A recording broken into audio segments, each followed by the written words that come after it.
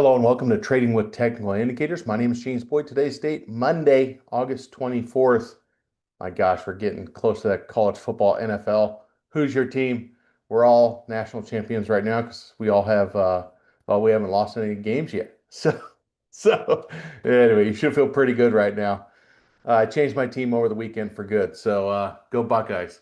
Now, just real quick as we get started, we got with us Olga, Richard, Grace, Kevin, Michael, Dom, and many others. Welcome to all. We also got with us Michael Fairborn in the chat. Say hello, Michael. You can follow Michael and myself on X. Mike will actually post his handle in the chat. That way you can click on it and follow him as well.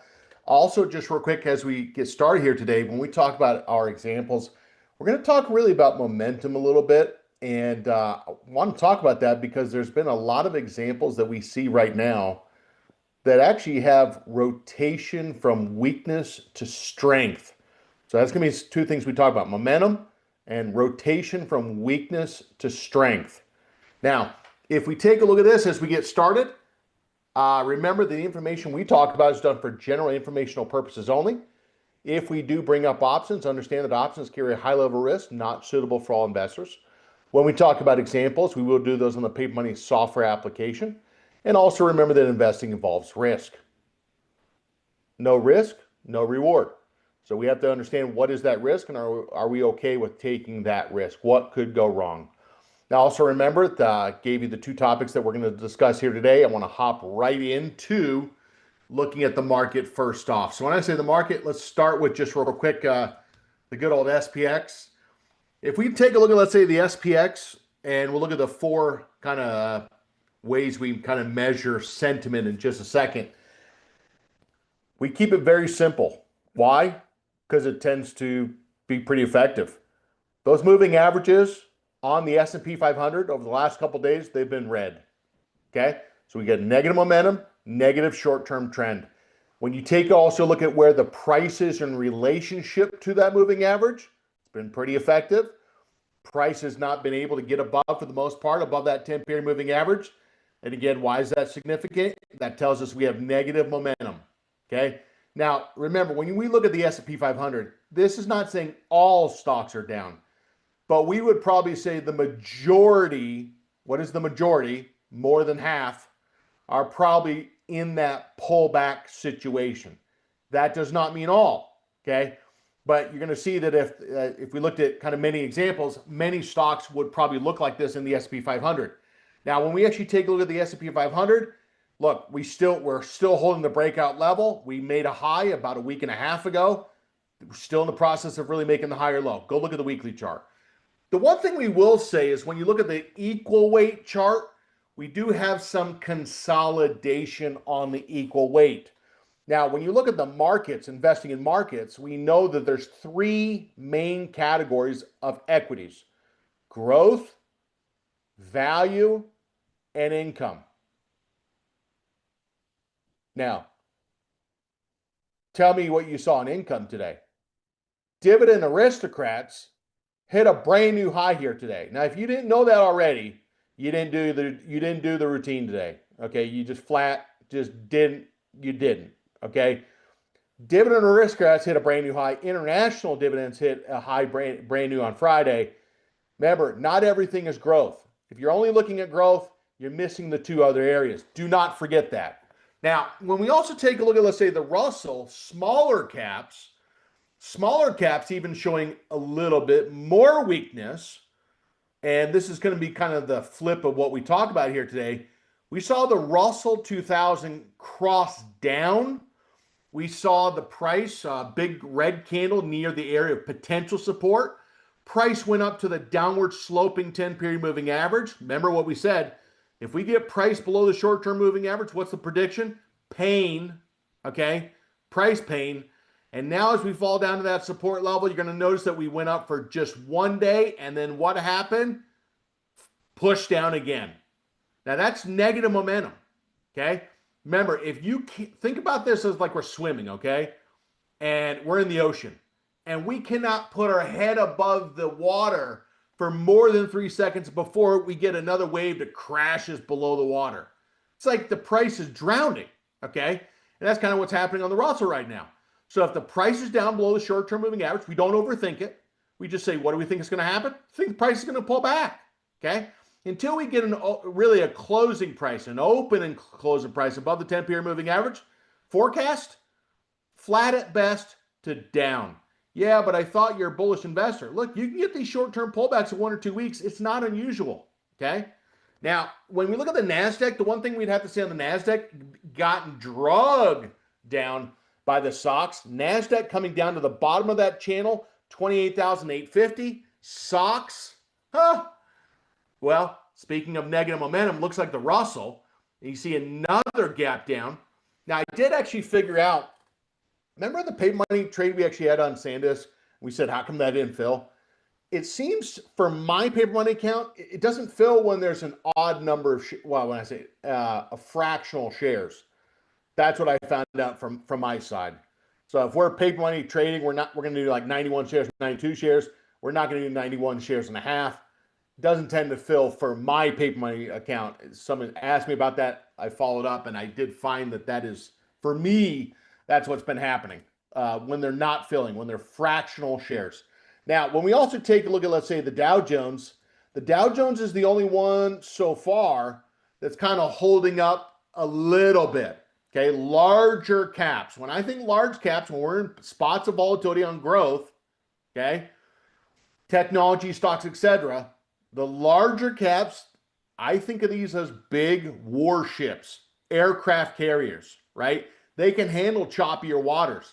Small caps, I'm thinking canoes, rowboats, okay, kayaks. You get a lot of splashing action in the market, they're probably not going to be able to handle it very well without getting soaking wet. When we look at the VIX, can't really say the VIX is spiked to the upside gradually. The one thing we would actually say on the VIX that we maybe don't like is the MACD is staying elevated, price holding the 10. So from my comments actually on Friday, we're not saying this volatility spike is over. Still grinding a little bit to the upside. The US dollar, we see that has been pushed down. Holy commodities, little bit of action on gold. We'll look at that in just a second. Rates have pushed up, and if you look at crude oil, you're going to see that is trying to still break the trend line. So when we talk about sentiment, indicators, things like that, there's still some things that are pulling back. That's the truth, okay? As an investor, you can kind of look for information that you want to find. I mean, that's what happens, right? But the biggest thing is if we're being brutally honest, we do see some things pulling back. So management is key. Feelings, not so much, okay? Now, let's kind of look at just real quick sectors. Now, when I look at sectors, we do include gold in there. Now, I used to never do that, but I kind of think this is like another way to maybe have a staple. It might be like, say, like a cash staple to some degree. You know what I mean by that. Just an alternative way to try to hold value, okay? If you look at gold here, it went up to the next. I mean, how many times have we seen this? We break a resistance and we go to the top of the channel. How many times have we seen this? It doesn't matter how many times we've seen this. How many times have you traded it? That's the question. Now, the other one, if we're seeing that semiconductors NASDAQ is down, it wouldn't be a shock, would it? It shouldn't. To see the staples kind of grinding a little bit to the upside. They did. We see communication holding in there a little bit, trying to get a reversal. Is it Meta that's pushing that? Nope. The other one in there that would probably push that area is what? Type it in the chat. Financials getting a little pushback here. Okay. Utilities, not so much. And discretionary is not so much. It's going to be healthcare that's also holding in there as well. Okay. Yeah. So just real quick. So when I said, communications trying to get a little push, okay, it's Google. Okay. So the biggest actually thing is now, by the way, you might say, well, how do I know that? Well, if we went to MarketWatch and we went to, let's say, Visualize, okay? We went to Visualize. Let me let that reset. Okay, there it goes. Just had to reset. When we look at the communication group, and I'm just going to click on that right there. I mean, it's When the whole map is pretty much Google, there it is. Now, the one thing I would say is do not forget about communication is what stocks did we talk about last week? 3 of them that say do not forget. What were they? Well, it's to the right. It's Netflix, AT&T, and Verizon. Now, we could say AT&T and Verizon are income stocks. Okay, fine. Okay. Remember, as investors or traders, what's the favorite stocks? The ones that are going up. We don't lock on to certain areas. We lock on to the trends. Okay. Now, when we pull this up just real quick so we can see this, what is AT&T doing? It's a decent push. Now, remember, if we're trying to trade a trend, no one said we had to buy the shares. I've talked about long calls more than I have in 20 years, okay, on some of these names. Long synthetics, okay? There's that one. There's VZ, which smashed through the channel again, okay? So members, some people, when they see these growth areas go down, they rotate. We're going to talk about that. And if you look at the last one, which is kind of getting a little move, which is Netflix, and it's still kind of grinding, but staying above the breakout line. Now, let's talk about rotation.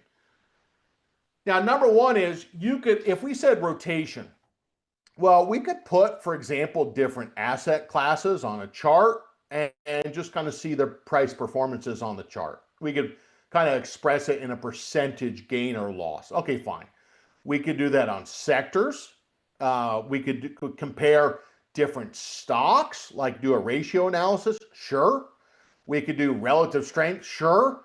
But another way to kind of see rotation is right on the market watch and the quotes. Now, what this is really doing is it's looking at the stocks individually and then comparing the performance to a duration of time to the S&P 500. Now, if I use example given the Dow Jones as a public watch list, well, we know that when we look at, let's say, relative strength, if I said, what is your grade point average in your freshman year? 3.2. Okay. What is your sophomore, your junior, your senior? Okay, fine. Well, I don't care. What's your grade point average over college? Okay. So just like with grade point averages, it's what semester, what year of school, and so on. Well, same with relative strength. When we compare relative strength, we're saying in what time period? Relative strength 5, RS, relative strength 5, 1 week, 10 days, 2 weeks, 21 1 month, 42 2 months, and 63 3 months. Now, if I said to you, if you said to me, James, I got a 4.0 in freshman, 3.9 in sophomore, 3.8 in junior, and 3.7 in my senior, oh my gosh, you're really smart, okay? Some of us were not there, okay? Now, it's the same idea as with this.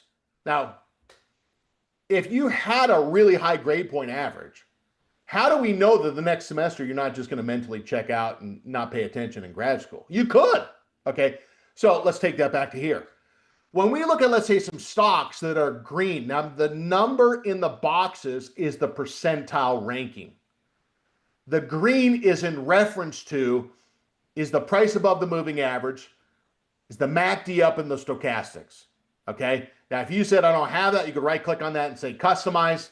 And what you could actually now do to that is if I click on that, right click, edit formula I could do, it's going to show you what those numbers actually are telling us. It's a ranking, the color in the box, okay? You can see that right there. And when we talk about the also, so, and you could, by the way, you could read that right there, okay? The color in the box there. And you're now going to see that if we take a look at this, there are a couple stocks that have really actually had some very strong performance relative to the S&P 500, like Merck, CRM, Amgen, Big Johnson. Show some respect. Coca, people just disrespect Coca-Cola too. We'll come to that. And there's Visa. Okay. Now, here's the question you should be asking yourself. If you had Dow stocks, which you probably do, what stocks do you have? Now, if you said, James, the stock I have is Boeing. Well, I'm sorry to hear that. because Boeing is one of the stocks that has not shown relative strength compared to the S&P 500 as a benchmark.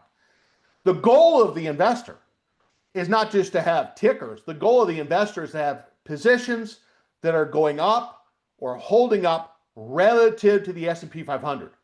Now, if they're already up, that does not mean that we miss those or that those are going to completely implode. Just like the example I gave. If you had a 4.0 grade point average in college, that doesn't mean you're going to implode the next semester. You could, okay? But the biggest actually thing is when we take a look at this, if I said, let's kind of spend a little time and kind of talk about this just real quick. One of the stocks in there, and one of the stocks that I want to bring up if I can is I want to bring up this one right here, Johnson & Johnson, for just a second. Now, Johnson & Johnson does actually show right now a T/co-hold. So that the T is trade, okay, co-hold close above the high of the low day. That green background, they're saying, yes, it's meeting the correct criteria. You want to verify that that is the case, but Johnson & Johnson getting a little push, and that's actually been showing a trend for the last 9 and 12 days. 12 days that the whole moving average has been green on the momentum moving average, and 9 days where, now you could say, oh, we missed it. That's not true, okay? We didn't miss it. It could still be trending, okay? Now, what I'm going to do is if I went back to this, I want to bring this up for just a second. Let's show this, and let's look and see if there's a setup here, okay? Now, what I'm going to do is let's pull up Johnson, Big Johnson, and if we look at this, let me ask you a question. Is there a setup on Johnson & Johnson right now? Now, a lot of times people ask, well, how do you find stocks? Well, we looked at the relative strength, okay? We said, is there an opportunity to look for stocks that have shown strength over multiple periods of time? Example given, Johnson & Johnson, one of them. Now, if we're saying, is there a setup, we're asking, is the price currently above support? I'll just take a yes or no. Type it in the chat. Second, are we showing a bounce or a breakout? I'll just take a yes or no. Now, is the price above support? Answer to that question is, well, I mean, I had this line before. We are above support, so the question number one is yes. Question number two, is this a bounce or breakout? Lo and behold, there's your trade above, close above the high of the low day. And remember, when we actually talked about that last week, we're just saying what is the lowest, most recent red candle, which is easy because there was only one of them. And that is actually going to be right here. Now, third question we ask ourselves is, how far are we off the support? I mean, isn't this always the question, how far are we? Well, if we take a look at this, okay, now I'm going to kind of do this for just a second. I want to see, a lot of times if we're talking about timing, we bring up the whole moving averages, bubbles. The bubbles are just kind of showing us, and I'll show you this just real quick, okay, apply. And what we're now looking at is, it's going to tell us how many days are we into this move, okay? So what this is G1. G stands for green candle, or green moving average, and 1 meaning number of days the moving average has been green. So that 10-period moving average has been green for 12 days. Now, some of you say, James, I like to see stocks that, for example, they're only 1 to 3 days they're only 1 to 3 days into that. Fine, okay? That would help you actually see it, okay? You could also use the whole moving average cross, which is going to be that right there, the MAX cross, if you said, look, I want to see that. Okay, we're past that point right now. But if we take a look at that kind of, how do we turn that off? Let's go back to that right there. Go down to the bubbles, and let's just shut that off. Okay, now, the other way we kind of gauge, is it too late, or maybe should we wait a little bit, is go back to that second chart from the end. And if you look at this, remember, if we're going to get a bounce, Number one is we're looking for the price above the shorter term moving average, that 10 period moving average, the light blue line. We talked about that. And if you look at this, we're not even at the 3% line above the 10 period moving average yet, which really means no, we're not that, we haven't crashed up off support. We're barely into the bounce so far. Okay. So those are two ways we kind of like to see. Are we a little too late? Should we maybe do a buy limit order? In this case, we could just do a buy limit order at this price and not have to wait for it to really come back down. It's not really that elevated. Now, whenever we take an entry setup, that is exactly what it is. It's an entry setup. Now, what I'm going to do is going to go back into the margin account. We're going to actually bring up, let's say in this case, Johnson & Johnson. Now, by the way, is Johnson & Johnson in the Dividend Aristocrats? You know the answer to that question? If you said, I actually don't know where to find that, go to the public list.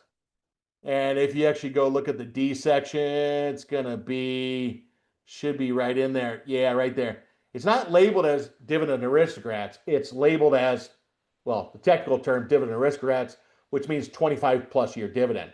There it is. The 50 plus years, the kings, dividend kings. Now remember, with dividends, it's not guaranteed. Okay, they could raise the dividend, they could keep the dividend the same, they could cut the dividend, they could give a special dividend, the whole 9 yards. More of the story is it's a changing policy over time. It's based upon how's the company doing. Okay, for the most part. Well, does anyone know a second company that we've talked about that is in that dividend, 25-year dividend? I'll give you a hint. Starts with a T, ends with a T. And I hate to be the one to tell you this. Okay, I know you were looking. So I'm not telling you anything you don't know. At least I hope. Okay, now, if we go back into Johnson & Johnson, what we're going to do is we're going to right-click on that buy custom, and I'm going to go with stop. Now, what I'm going to do here is I'm going to go back to the position size. We're sitting here at 62,381. If we took up to 10% into this position, we're going to take a position, and we're going to be mindful of not getting fractional shares, okay? So if I come in and say, okay, 62.38, how many shares is that going to be? It's going to be 23 shares. I'm going to push it to 23 shares. It's not going to be life-changing, okay? 23 shares, there it is. Non-fractional, not 22 and a quarter, not 22 and a half, 23. Now, what I'm going to do is the stop underneath. Now, remember, the stop is saying if it goes down to that price or less, trigger it to sell. The con, we don't know where it's going to fill at, okay? So that's the bad part. If you don't like that, maybe consider buying puts, okay? There's some pros and cons about that. Now, if I take a look at this, what I'm now going to do is I'm going to even set the stop underneath the diagonal line. Now, that diagonal line is sitting right at about 260, okay? 260 less 2%. That's going to be 254.80. Type that in, 254.80. There it goes. Now, the comment says, now I'm glad you brought this up because now please tell me you're paying attention, because a lot of companies, they're coming up with dividends. I know you knew that because you were saying, when are you going to pay me? When we go look at the trade tab for just a moment, that trade tab underneath there, you're going to see when is that dividend. If the X dividend, the first day it trades without the claim of the dividend is tomorrow. So if we're trying to get in and get a dividend, we need to be in before, okay? This is 8/24. Now, you got to remember is the dividend's not free lunch. The dividend, when they pay the dividend, the stock price can drop by the amount of the dividend. Might depend upon what the market does that day or the stock does that day as far as how true that is, because it's not the only thing going on. But now, what is the dividend? That dividend is $1.34 on a quarterly basis, okay? Not a humongous yield, but it's $1.34 for the quarter. Now, what I'm going to do is going to come back to this, and that doesn't deter kind of what we talked about. I'm going to go confirm and send. There it is. We talked about how that stop works. And now what you're going to see in this case is we're going to go ahead and send the order. Okay. And there it is. So trade number 1, okay, it fills 23 shares worth, and we have a stop underneath support. Now, I want to also go back to, I'm not going to kind of say this because I think we hit this pretty hard last week, okay? When we look at Coca-Cola, which is in the paper money account, and it's right there, we have shares, $800, 100 shares of stock. We also bought the call. It's up a little bit on that, not quite 100%, close. Still got Coca-Cola. I'm not going to change up that position. Still going to try to get it to grind. Now, I want to kind of look at some of these different ones for just a second. Now, what I'm going to do is I'm going to pull back up this market watch for just a second, and I'm going to go back into that public watch list, and I'm going to go look at 25+ year dividend.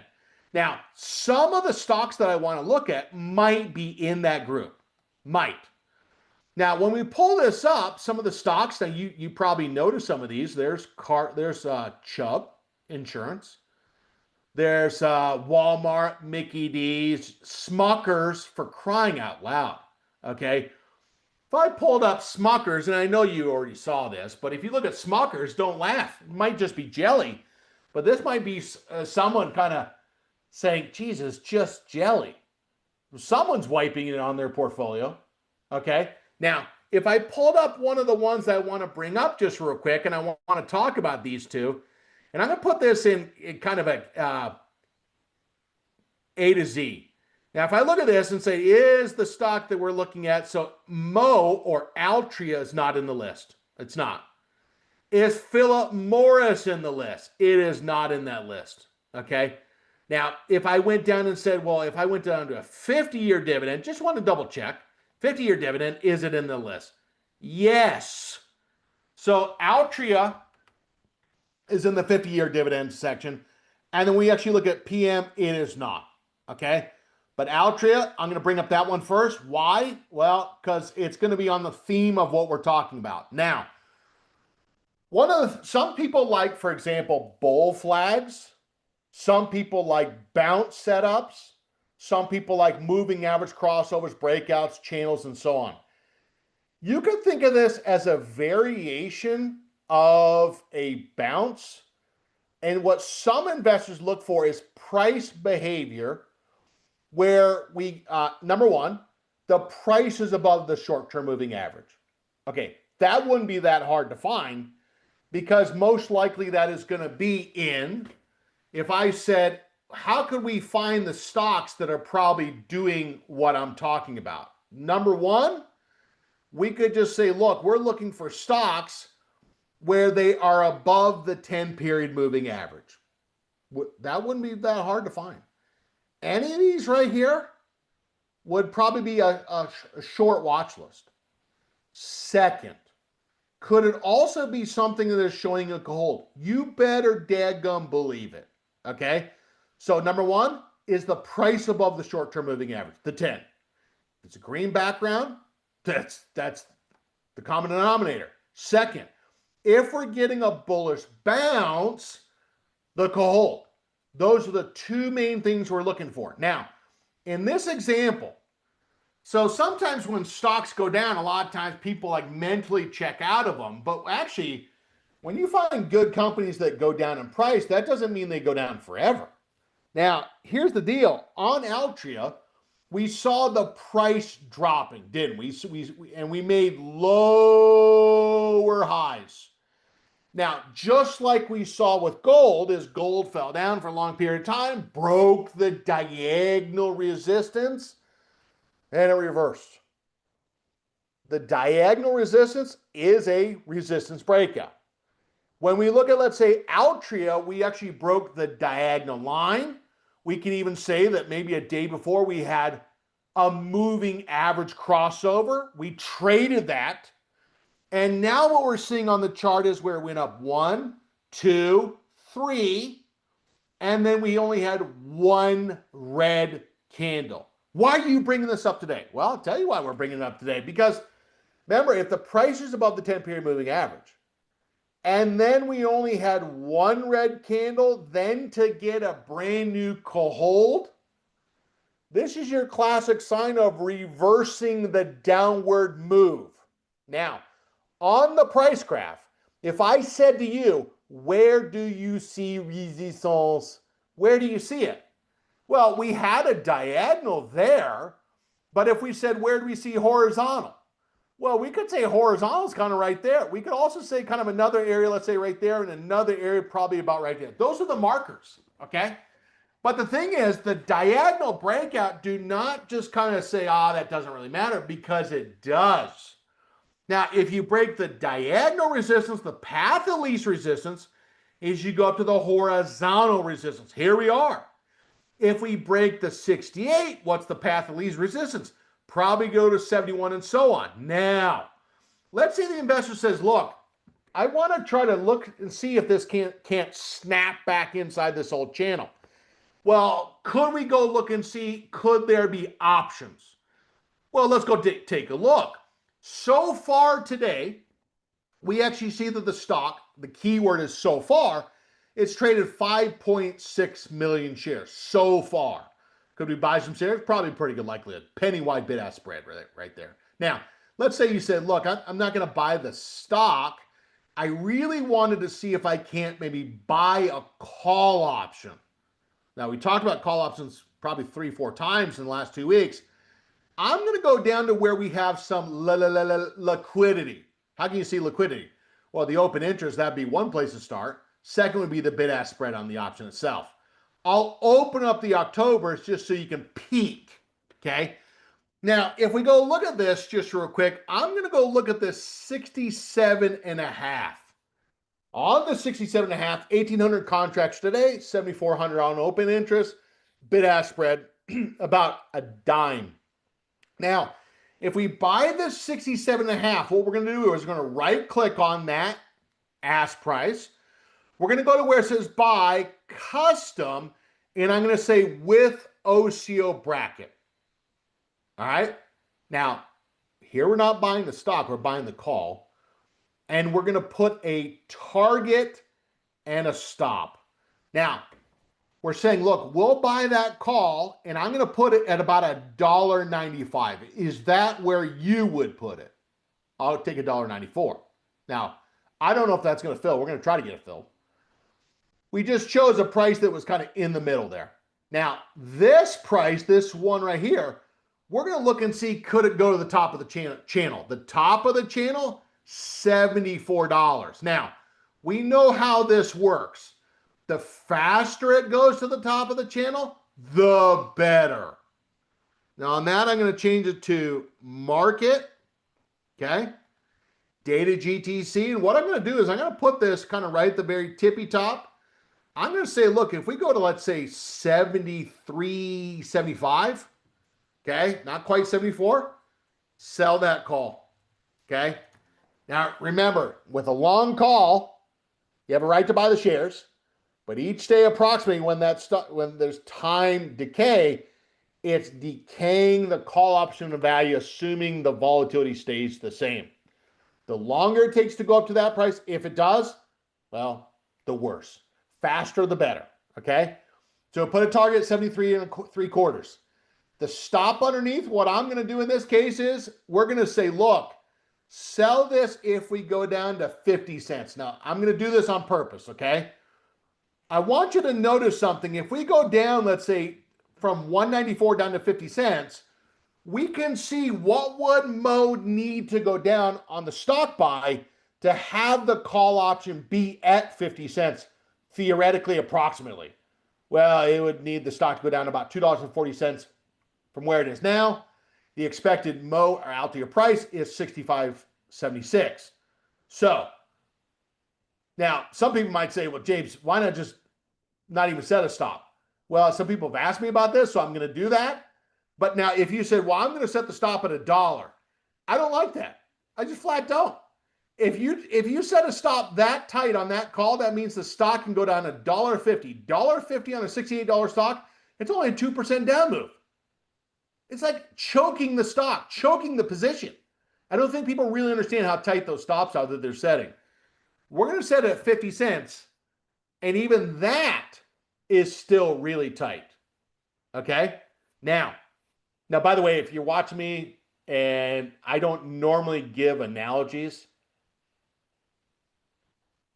okay, this is my first day I've done analogies.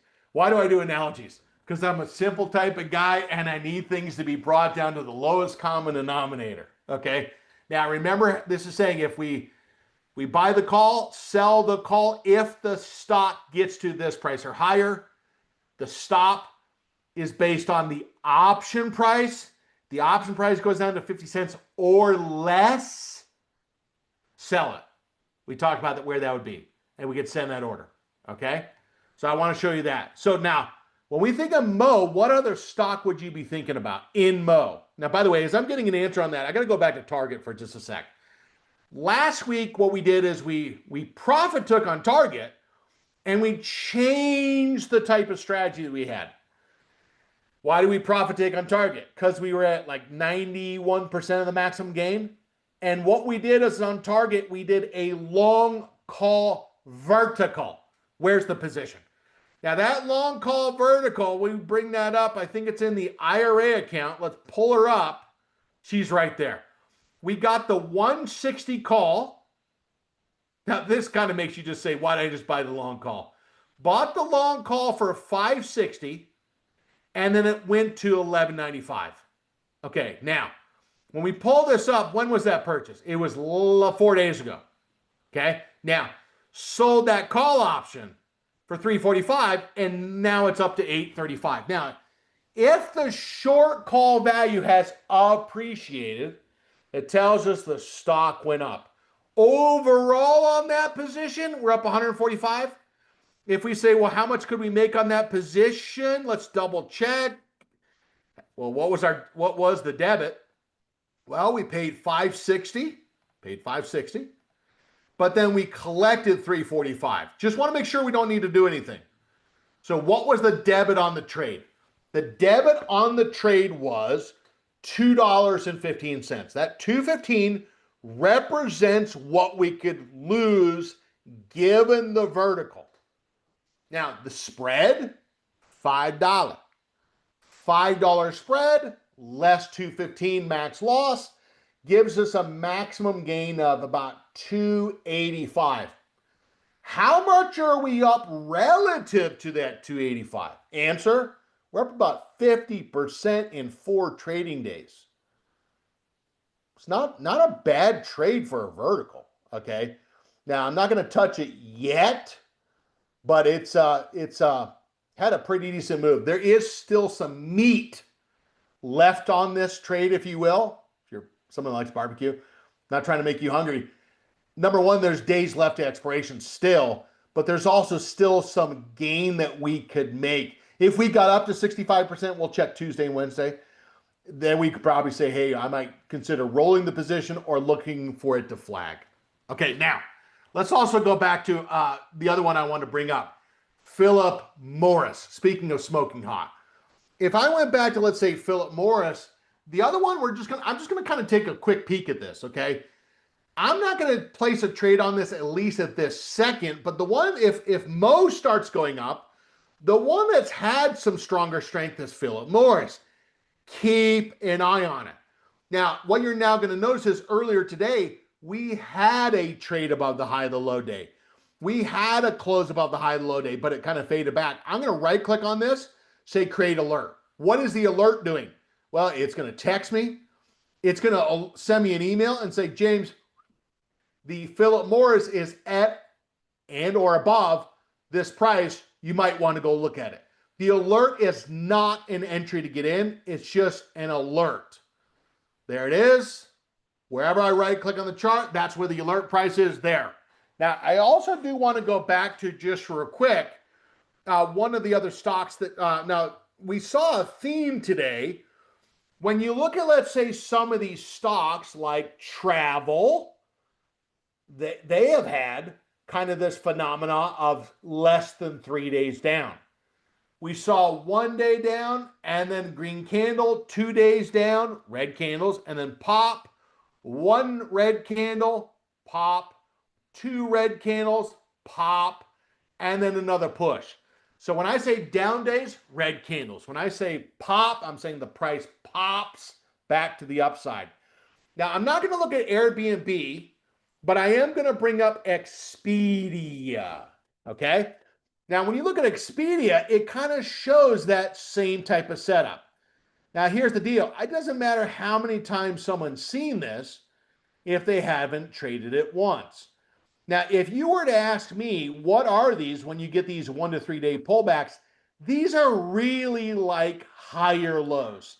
These are really like mini flags, if you will. So think of it as if the red candles are less than 3, you're making higher lows in a shorter term period of time. Now, the fallacy is, oh yeah, I'm waiting for a deeper pullback. Please do not say that. Because if you're getting this, you're not waiting for a deeper pullback. You're looking for a deeper pullback. You're looking for an entry. Now, if I said, well, what is the entry? We're going right back to what we talked about before, which is we're looking for a close above the high of the low day. There.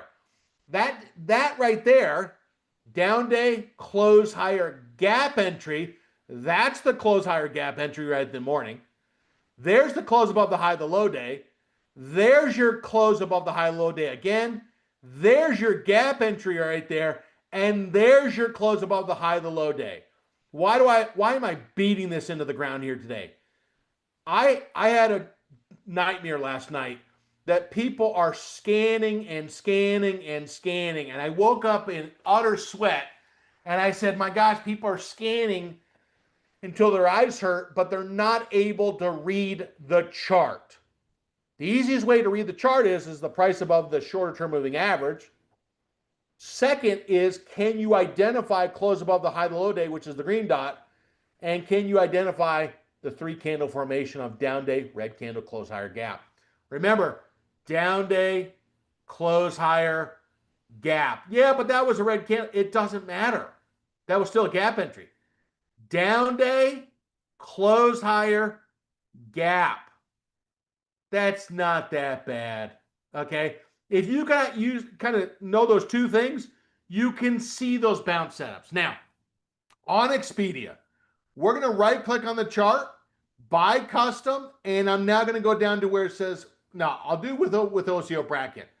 I'm going to go back on this chart and I'm going to look and see, is there anything on this chart on a 3-year weekly chart that might kind of tell us something? No, it's just kind of grinding to the upside. Now, what we do know about people is we like to have fun, we like to eat, and we like to go on vacation. Fair? Now, if I also looked at this on a Fibonacci basis as far as this longer term breakout, that longer term breakout was probably something about right there. That target, if we use that kind of previous area of resistance, it's probably right about 368. No, I did enter it. I actually have this account here, and that's not the paper money account. I'm going to put that exact trade in the paper money account. SPG. Okay, now, so we're going to send it exactly like how we said on the MO. Now, on the EXPE, let me go to that paper money account, EXPE. Okay, there it is. We're going to right click on the chart. First thing before I forget is I'm going to put the target right around about 366. I said 368, but we're going to try to set it a little bit shorter than the target. Remember, it's an area.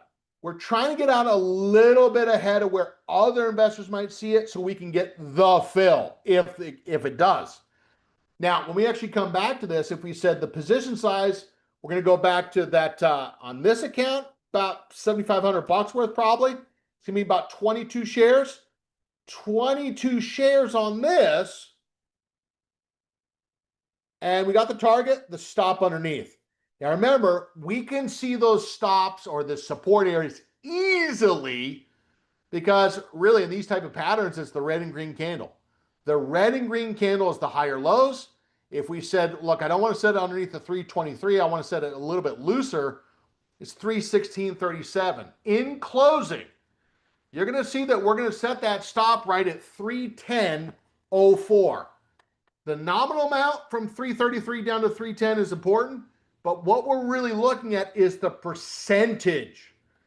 310.04.